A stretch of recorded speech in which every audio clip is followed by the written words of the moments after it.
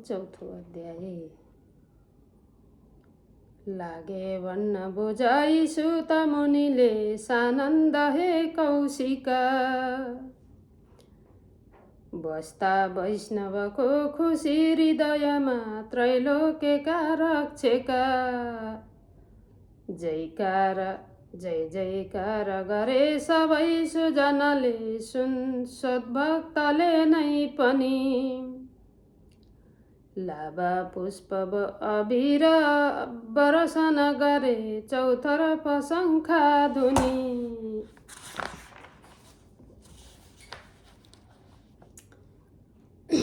गर्थे उत्तम भक्तले थरी थरी श्राद्ध र भक्ति धरी। तिनको भाव बुझी दयामय दया गर्थे स्वयं श्रीहरि। जो भक्त थिए प्रसन्न मनले सप्ताह सुन्नी त्यही। तिनले दिएर गृह सम्पत्ति सबै बिर्सिदिए छिन्मै। ज्ञानी नारदले कुमारहरूको सत्कार सेवा गरी। सोधे नम्र भएर चित्त नबुझी विस्तारले राम्ररी। यो सप्ताह सुनेर घोर कलीमा संसार पारी तरी। को भक्त गए बताउनु हौ सम्झाइ राम्रो गरी। यो सुने मनमा विचार हुन गो मेरो त्यसै कारण। लागे भन्न बुझाइ चार ऋषिले सम्झेर नारायण।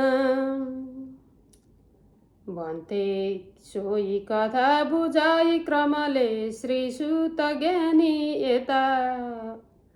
सुन्थे शौनक आदि विज्ञ ऋषिले आनन्द मान्दै उता। लागे भन्न सनत कुमारहरूले देव ऋषि ज्ञानी सुन। होला धर्म विनाश घोर कलीमा बढ्दै गई दुर्जन।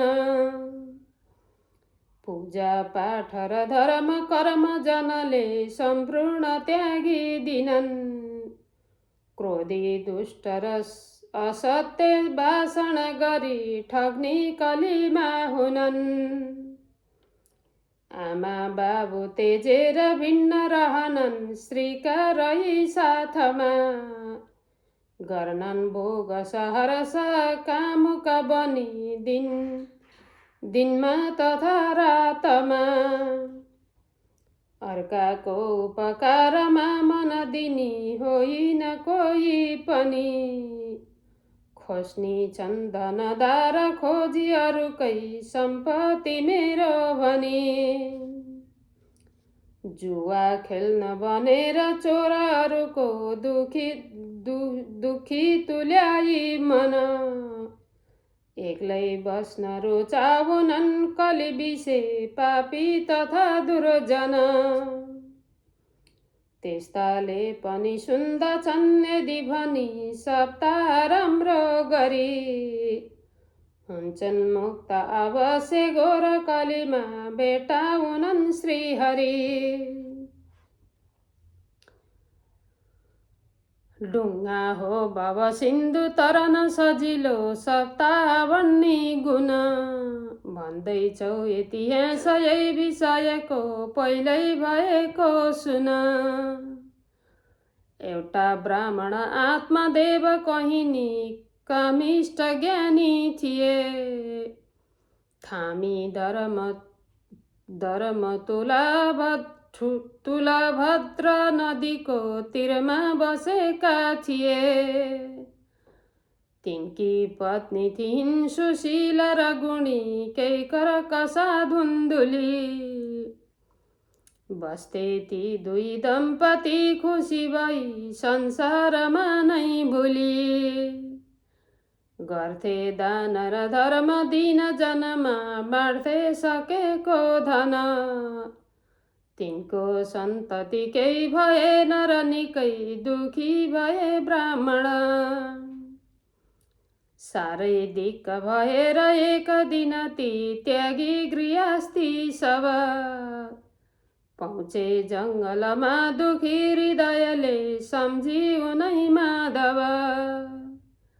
एउटा कृपा रहेछ सोही वनमा सानन्द पानी दिए। दुखी चित्त हुँदा बसेर त्यही नै विश्राम गर्दा भए।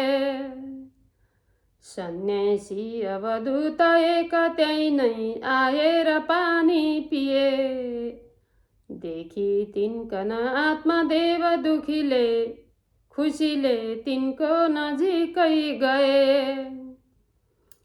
देखि चिन्तित विप्रलाई तिनले सोधे दयालु बनी, चिन्ताग्रस्त महा म देख्छु किन भो उदग्नि यस्ता भनी। बोले ब्राह्मण आत्मदेव मनमा इच्छा छ सन्तानको, बस्नु व्यर्थ गृहस्थ भई सुत बिना हो तापको हेतु हो। पानी पिण्ड दिनी भएन घरमा सन्तान कोही भनी, बाटो देख्दिन मृत्युको पछि पनि उद्धार आफ्नो हुने। रोपे वृक्ष पनि दिँदैन फल त्यो वा फुलको वृक्षले, गाई पाली लिए पनि त घरमा बाजी छ दुर्भाग्यले। सुन्नीले पनि गर्दछन् थरी थरी चर्चा अपुत्र भनी, मेरै जीवन भो वृथा अब कुनै देख्दिन बाटो पनि।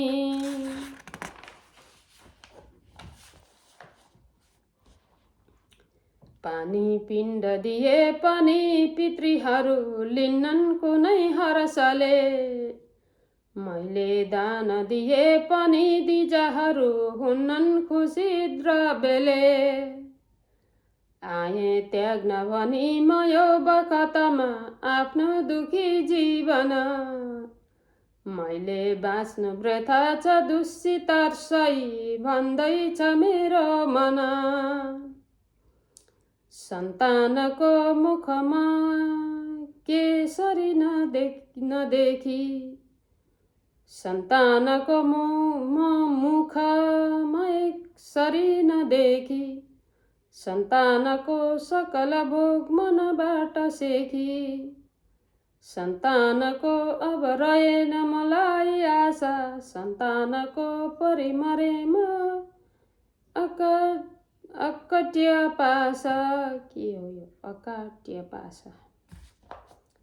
यस्तो बिन्ती गरी त्यही धुरुधुरु ती विप्र लागे रुन, सन्यासी दिजलाई त्यो विषयमा भन्छु बुझाइकन। तिम्रो हेरिसके ललाट अहिले सम्पूर्ण राम्रोसित, इच्छा पूर्ण गराउनी दिज कुनै होइन तिम्रो सुता।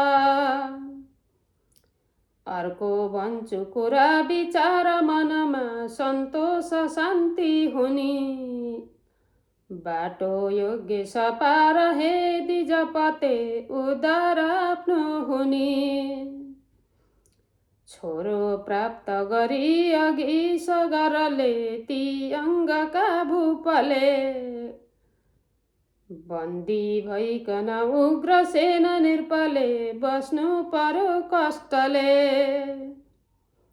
जान्दैछौ इतिहास तापनि अझै छोरो तिमी माग्दछौ, माया जाल भनेर सन्तति तिमी राम्रै गरी जान्दछौ। आफ्नै मात्र भलो हुने मन परी सन्तानले गर्दछन्, आमा बाबु छिटै मरे धन सबै भेटाउँछु भन्दछन्। सपना झै भव जान जालमा आफ्नो पर्यो सन्तानको मोहमा भोग्नु पर्छ मरेपछि नरकको त्यो यातना व्यर्थमा त्यही हो घरबार मोह मनको सन्तोष मानिकन भन्दैछु खुसीले तिमी गर बरु सन्यास नै धारण लागे भन्न ती आत्मदेव मनमा केही बेर सोचिकन सुन्दैछु हितका कुरा हजुरको एक कहे सज्जना सन्यासी कसरी बनौँ मनमा इच्छा छ सन्तानको शिक्षा सुन्छु तथापि यो हृदयमा पस्दैन केही बात त्यो इच्छा पूर्ण गराउनी हजुरले एउटा दिनु असुत गर्ने छु न त आत्मघात यही नै मैले नराम्रोसित चिन्ता दुःख बढेर यो बखतमा उद्ग्नी छु बेसरी शिक्षा सुन्न तयार छैन हितको जान्नु आओस् राम्ररी जिद्दी ब्राह्मणको गरी जब दिए सत्पात्रमा नै फल सन्यासी खुसी भइदिए सुत हुने तिनलाई एउटा फल पत्नीलाई दिनु लगेर फलयो हे विप्र जाऊ घर इच्छा पूर्ण हुने दिए सुत गुडी होला छिटै सुन्दर अन्तर ध्यान भए उसै बखतमा ती योगी एकातिर बोकी त्यो फल आत्मदेव खुसीले फर्केर आए घर सन्यासीसितको कुराहरू भनी एक पत्नी कन हातमा राखिदिए अलाभ फल त्यो खानु भनी त्यही छिण लागिन गरनको तर्क त्यो फलली ती ब्राह्मणी धुन्धुली सम्झिन कष्ट अनेक गर्भवतीको बाजी हुँदा झलझली रुस्नी छैन मलाई खान चिज केही अलस्य बढ्ला अति सुत्केरीमा हुने छु कष्ट सौला आपत्ति परला कति मर्ने छु म अवश्य बालक कतै तेर्सो परे पेटमा यस्ती छु सुकुमारी यौवनवती पर्छु वृथा कष्टमा सारा दुःख सही प्रसिद्ध गृहको छोरो जसै जन्मेला त्यसको लालन पालन आदि सबका टन्टा ठुलो आउला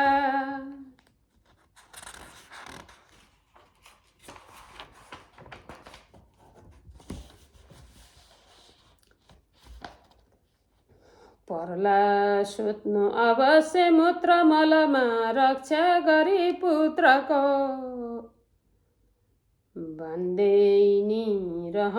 बाँझै नि रहनु म मान्दछु बरु सन्तान भन्दा निको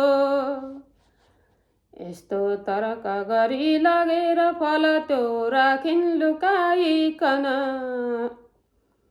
सोद्धामा पतिले भनिन् फल मिठो खाइदिएकै दिन आइन् भेट्न भनी कुनै दिन त्यही बहिनी तिनैकी थिइन् बहिनीलाई बसाई आदर सहित आफ्नो विपत्ति भनिन् हे बहिनी म कसो गरौँ अब ठुलो चिन्ता परो चित्तमा दुब्ली कारण यही परिकन भए व्यर्थै परि कष्टमा बहिनीले सुनि त्यो कुरा सब भनिन् तिनकी हितैषी बनी। चिन्ता कति नमान्नु सब दिदी, के यत्न गर्छु पनि। मेरो गर्व छ पेटमा सब त्यो जन्मला जुन घरी। ल्याई सुम्पिदिनी छु कोही अरूले जान्नै नसक्ने गरी। तिम्रा ज्वाइँ रिसाउनन् बरु दिनु उसलाई केही धन। जान्दैनन् अरूले तुयो म भनुला, भन्छु बरु केही सुन। पर्नु ढुक्क भिना जुलाई तिमीले छोरो भयो लौ भनी। सारा कार्य हुने छ गुप्तरी तले, जान्दैन कोही पनि। शक्ति जानु भनेर दिव्य फलको गौलाई खुवाइदिनु। आफू गर्भिणी झैँ भएर घरमा विश्वास पारिलिनु। यो सल्लाह गरेर निश्चय भयो, फर्केर बहिनी गइन्। गाईलाई लगेर त्यो फल स्वयं दुन्दुलीले निदिन्। बहिनी वस्त्र बेरी वस्त्र निकै बसिन् खुसी हुँदै ती नक्कली गर्भिणी। पार्थिन् स्वाङ अनेक कष्टहरूका केही नजान्ने बनी। बहिनीका 10 मास भ्रूण जब भो जन्मेछ छोरो उहाँ। ल्याइन् पुत्र त्यही सुटुक्क दिदीको सुम्पिन् खुसीले त्यहाँ। त्यो समाचार ती आत्मदेव दिजले पाएर हर्षित भए। धेरै दिन दुखी र विप्रहरूमा सम्पत्ति बाँडिदिए। नाना गीत र वादकौ थरी थरी गर्दा भए उत्सव। कोही दिन दुखी रहेन पुरमा सन्तुष्ट पारे सब। स्वामीलाई सबै गरिसके जो गर्नु नि गरे। मेरो दुध भएन खान दिउँ के यसलाई हे ईश्वर। बहिनीको सुत जन्माई मरिसक्यो त्यसलाई डाकिकन। धाई राख्न सके हुने छ सहजै यो बालकौ रक्षण। गर्छे काम खुसी भएर घरमा आई परेको सब। यस्तो बात ती आत्मदेव दिजले श्रीको सुनेथे जब। त्यस्तै गर्नुभयो प्रसन्न मनले केही नसोचिकन। डाकिन् दुन्दुलीले तुरुन्त बहिनी आइन् रसोई दिन। रक्षा बालकको गरिन् जतनले पाई सब प्रशस्तै धन। खुसी विप्र थिए सबै तरहले त्यो पुत्र पाइकन। राखे नाम अनेक ब्राह्मण मिली हो दुन्दुकारी भनी। सेवा चाकरीले गरी दिनै बढ्दै गयो त्यो पनि। गाईको पनि पुत्र जन्मन गयो त्यसको पछि केही दिन। देखिन्थ्यो दुई कान मात्र पशु झैँ मानिस जस्तै बत्तन। आए छक्क परेर मानिसहरू हेर्नै छिमेकी पनि। राखे नाम गरी विचार सबले गोकर्ण हुन्नी भनी।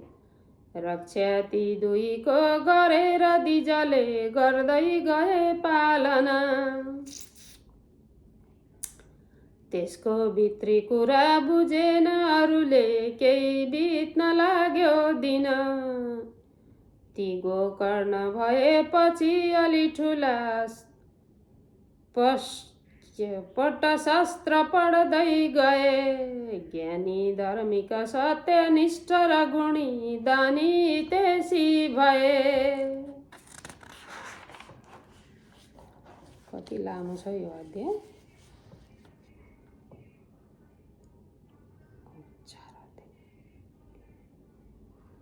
लियो धन्दुकारी बढी दुष्ट बानी, दिनी कष्ट नाना थरीकै नमानी।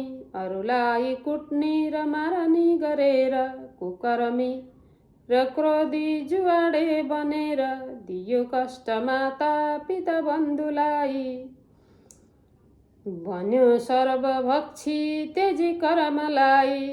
उडायो सबै सम्पत्ति जो भएको, सबै आतिए चाल देखेर त्यसको। लगाएर आगो घरै पोलिदिन्थ्यो, छिमेकीहरूको सदा हानि गर्थ्यो। लाई वस्त्र सारा दुखी दिनलाई, अनेकौं थरी कष्ट दिन्थ्यो रिसाई। माता पितालाई कुटेर केही दिन, सारा उडायो घरको लागि धन। वेश्या र पापीकन सम्पत्ति दि, आइपुग्यो लर खरिँदै नसापी। गर्थ्यो गर्नु नगर्नु काम रिसले, त्यो धुन्धुकारी खल। चिन्तामा परे आत्मदेव सहस, बन्दै गए दुर्लभ। थाले गर्न विचार एक दिन ती, हादै भयो के भयो। यस्तो पुत्र बरु हुनु त नहुनु नै भन्छु राम्रो थियो। हाहा कष्ट कसो गरौँ भनी रुँदै भन्थे ती जाउँ कहाँ। कस्तो पाप गरेछु र पूर्व जुनीमा, त्यो भोग्न आए यहाँ। सम्झाए बहुतै मलाई मुनिले, संसार मिथ्ये भनी। त्यसको दुष्परिणाम दैव गतिले, प्रत्यक्ष भोगे पनि।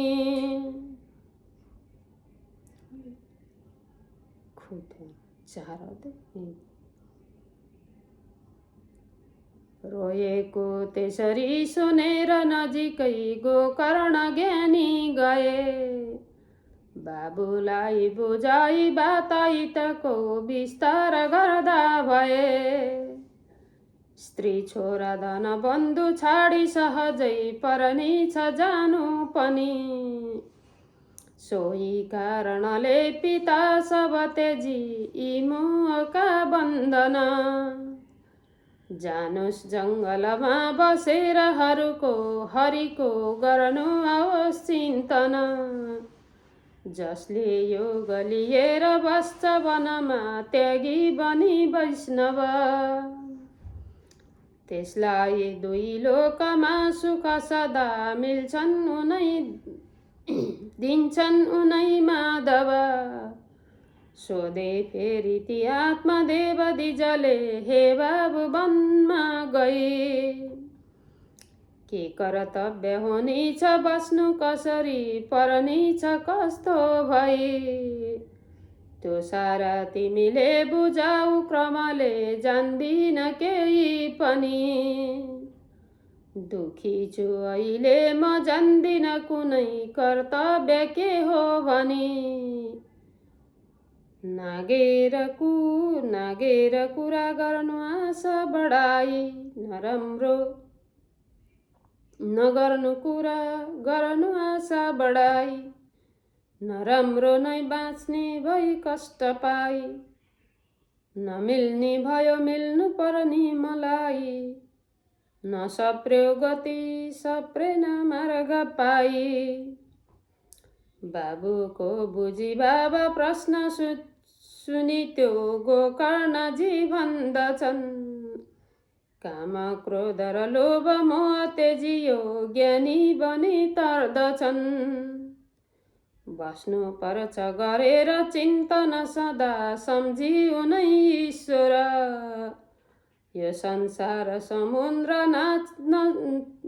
नाच्न सजिलो अर्को कहाँ के छ र।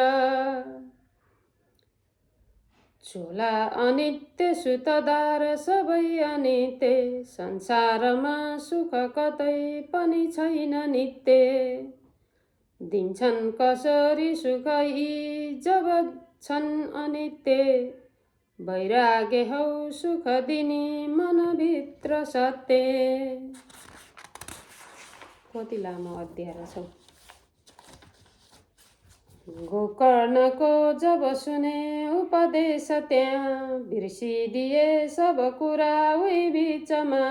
त्यागेर त्यो घर हिँडे वनमा सहरर्ष। लागिरहे तपतिरै ती अनेक वर्ष।